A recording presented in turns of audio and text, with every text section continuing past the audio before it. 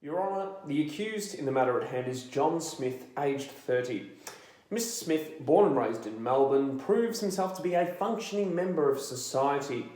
This is evident through his employment working in security. Mr. Smith is also a qualified pilot, having his commercial pilot licence. With these factors in mind, evidently Mr. Smith would be classified as a hard-working individual. Mr. Smith shares his life in Melbourne with Jane, his partner of 5 years.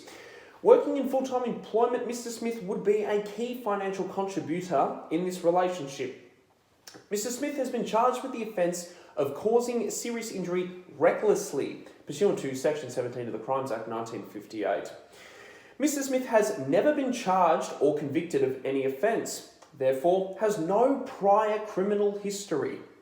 This is bringing light to the fact that Mr. Smith has never failed to appear in court when summoned, simply because, as a first-time offender, Mr. Smith has never before had to appear in front of a magistrate in his 30 years.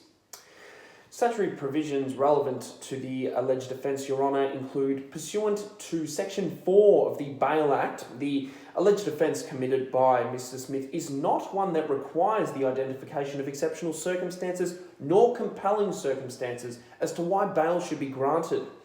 Pursuant to Section 4E of the amended Bail Act, a bail decision maker must refuse bail for a person accused of any offence if the bail decision maker is satisfied that there is a risk that the accused, if released on bail, would endanger the safety or welfare of any person or commit an offence while on bail or fail to surrender into custody in accordance with the conditions of bail and the risk is an unacceptable risk.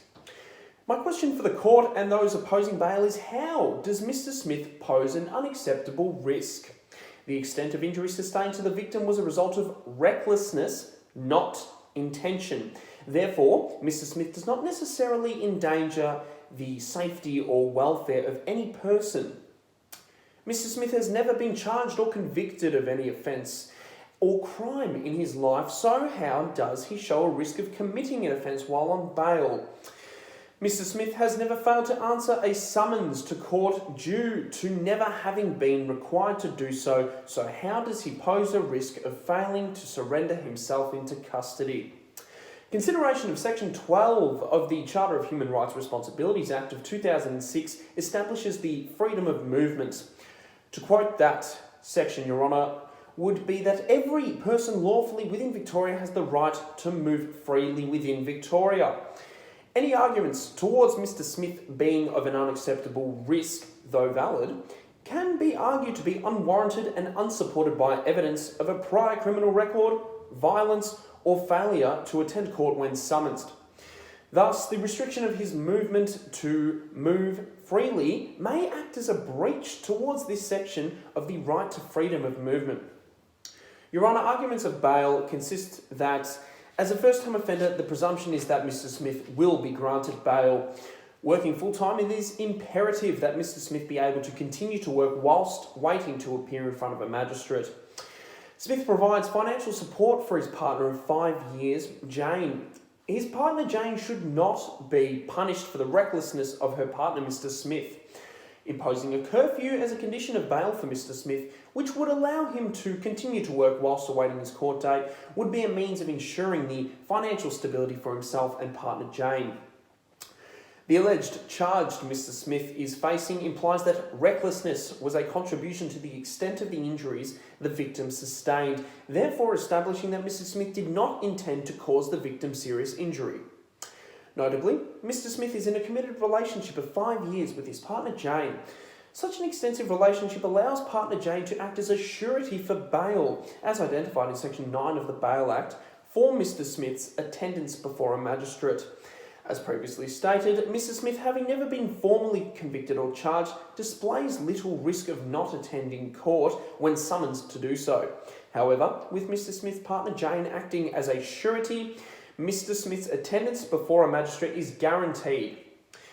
Some arguments against bail, Your Honour, could consist of the following, being the seriousness of the injuries sustained by the victim of the alleged assault, Mr. Jones, would serve as a potential rebuttal against bail. Mr. Jones required a number of stitches to his forehead as a result of the injuries sustained. However, the key word of recklessly causing serious injury establishes that Mr. Smith did not intend to cause serious injury. Mr. Jones has alleged that he is traumatised as a result of the incident. An argument against the granting of bail could be enforced by the concept of ensuring that the victim feels safe whilst awaiting the court date. With Mr. Smith remanded in custody, the victim would feel safer as opposed to bail being granted. Imposing a condition of bail denying Mr. Smith from contacting the victim during the bail period may aid in the victim's peace of mind whilst awaiting the court date. It has also been brought forth that Mr. Smith is childhood friends with the president of the local crime gang. This association may serve detrimental towards the granting of bail for Mr. Smith.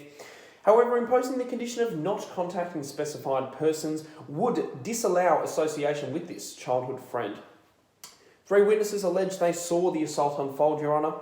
Due to Mr. Smith's association with the president of the local crime gang, the safety and well-being of the witnesses may serve as a hindrance towards the granting of bail for Mr. Smith. These would be with the best interests of the witnesses of the assault in mind.